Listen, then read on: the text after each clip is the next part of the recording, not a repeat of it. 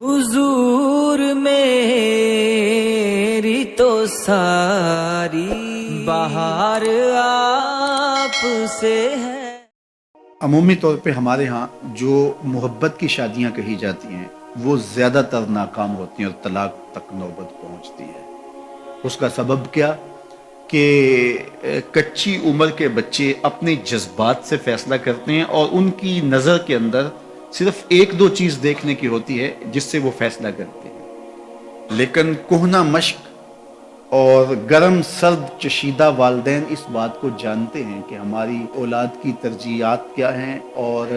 جو ہے وہ ازدواجی زندگی کیسے خوبصورت گزرتی ہے۔ اس لیے وہ جو فیصلے کرتے ہیں وہ فیصلے جو ہے وہ بہت اچھے ہوتے ہیں۔ کبھی ایسا ہوتا ہے کہ اولادوں کو اللہ تعالیٰ فہم، فراست اور عقل و خرد کی فراوانیاں نصیب کر دیتا ہے اور والدین واقعتاً فہم اور سمجھ میں اس مقام پہ نہیں ہوتے، تو سعادت مند اولادیں اس وقت بھی اپنے والدین کو شامل کرتی ہیں اور ان کے فیصلے اچھے بھی ہوتے ہیں۔ لیکن عمومی طور پہ ہوتا ہے کہ چاہے وہ اسکول، کالج اور یونیورسٹی میں نہ بھی گئے ہوں والدین، لیکن ان کے تجربات عملاً جو ہیں وہ زیادہ ہوتے ہیں۔ اسی لیے فرمایا گیا سید عائشہ رضی اللہ تعالیٰ عنہ سے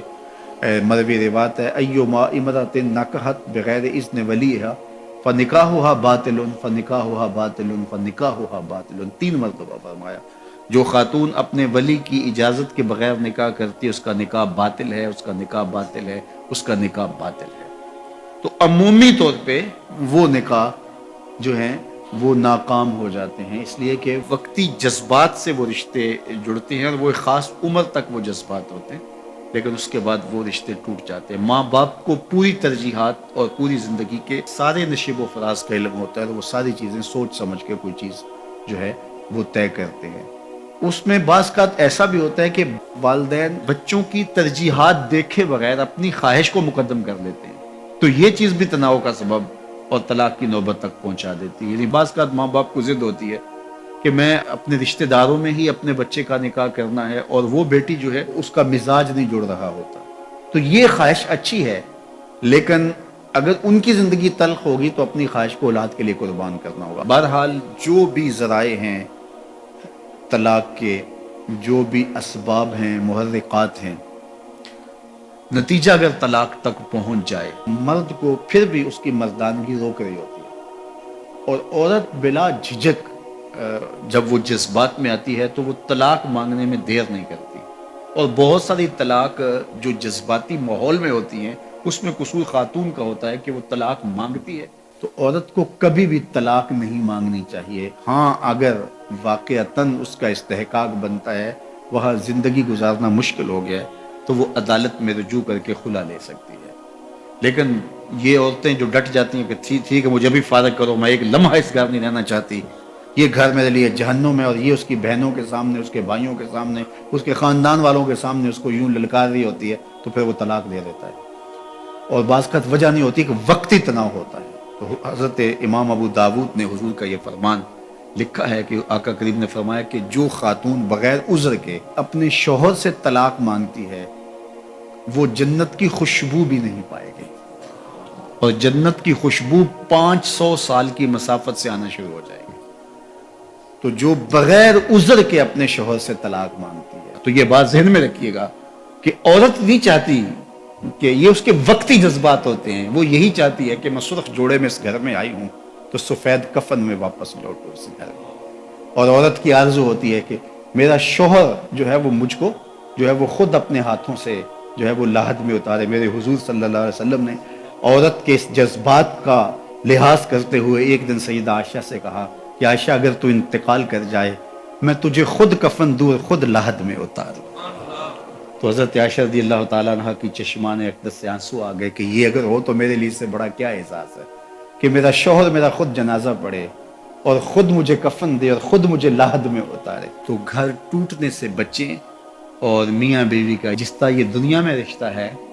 تو یہ رشتہ آخرت میں بھی قائم رہے گا، اور جب خاتون جنت میں جائے گی تو یہ جو ہے وہ ان حوروں کی جو مرد کو جنت میں عطا کی جائیں گی، یہ ان کی سردار ہوگی، اور اس کا حسن و جمال ان سے فراواں ہوگا، اور اللہ تعالیٰ اس کو وہاں جو عزتیں دے گا، چونکہ وہ دار الجزا ہے، دار العمل تو ہے نہیں ہے، تو وہ دیدنی ہوگی۔ انسانی زندگی میں جنسی خواہشات کی تکمیل کے لیے نکاح کو مشروع کیا گیا ہے۔ نکاح ایک عہد ہے، ایک پیمان ہے جو زندگی گزارنے کا زوجین کے درمیان ہوتا ہے، اور شریعت اسلامیہ میں النکاح ینعقد بالایجاب والقبول لفظاً بحضور الشاہدین بالغین عاقلین حرین مسلمین،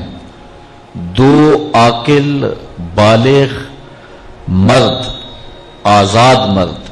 یا ایک مرد اور دو مردوں کی موجودگی میں ایجاب اور قبول کا نام نکاح ہے۔ اور اس نکاح میں مہر مقرر کیا جائے، اور وہ مہر مرد کی حیثیت کے مطابق ہو۔ ہم شادی میں لاکھوں روپے خرچ کرتے ہیں، لیکن جب مہر کی باری آتی ہے تو اس وقت ہمیں 32 روپے اور 10 آنے یاد ہوتے ہیں، جبکہ اتنے پیسے تو بچہ بھی نہیں لیتا۔ اور یہ مہر حق بدا ہے، یہ عورت کا حق ہے، تو یہ کشادگی کے ساتھ حق مہر پیش کرنا چاہیے، اور عورت کا حق ہے۔ دو گواہوں کا موجود ہونا، اور پھر نکاح اعلانیہ ہونا چاہیے۔ حضور نے ارشاد فرمایا اعلنوا ھذا النکاح واجعلوہ فی المساجد، کہ نکاح کا اعلان کرو اور اسے مسجدوں میں منعقد کرو۔ نکاح کے اعلان کے جو مقاصد ہیں وہ بچہ بچہ جانتا ہے، تاکہ جب زوجین چلیں گے، آئیں گے، کہیں بیٹھیں گے تو لوگوں کو پتہ ہوگا کہ ان کا نکاح ہوا ہے، کوئی شک کی نظر سے نہیں دیکھ سکے گا۔ اور دوسرا